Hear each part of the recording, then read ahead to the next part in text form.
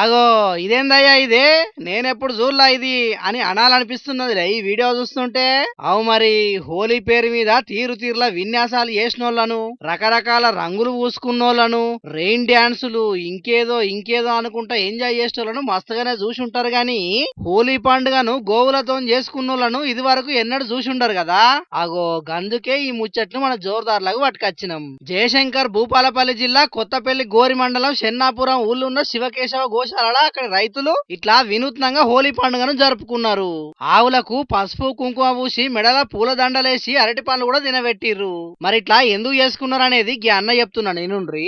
శివకేశవ గోశాల సేవా సమితి, గ్రామం చెన్నాపురం, కుత్తపల్లి గోరి మండలం, భూపాలపల్లి జిల్లాలో హోలీ సందర్భంగా గోవులతో హోలీ జరుపుకోవడం జరుగుతుంది. రైతుకు గోవులే ముఖ్యము, మన భూములకు గోవులతోటి జీవం ఉంటుంది అనే ఉద్దేశంతో గోవుల ప్రాముఖ్యత అందరికి తెలియజేయాలనే ఆలోచనతోటి ఈ రోజు గోవులతో నాతోటి రైతులతోటి కలిసి హోలీ పండుగ జరుపుకోవడం జరుగుతుంది. గోమాత అంటే 33 కోట్ల మంది దేవతలు కొలువై ఉండే ఓ దేవాలయం అసొంటిది.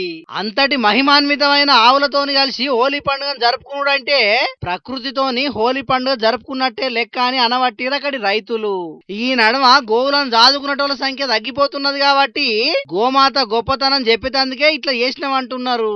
మమ్మల్ని చూసన్నా ఇంకొంతమంది ఇట్లా గోవులను గౌరవించి వాటితోని మమేకమై గోవులను కాపాడుకోవాలి. గోవులను కాపాడుకుంటే అవి భూమాతను కాపాడుతాయి, మనల్ని కూడా కాపాడుతాయి అని అనబట్టిరు రైతన్నలు.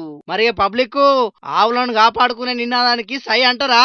మేమైతే సై అంటే సై అంటున్నాం. మరి మీరేమంటారు?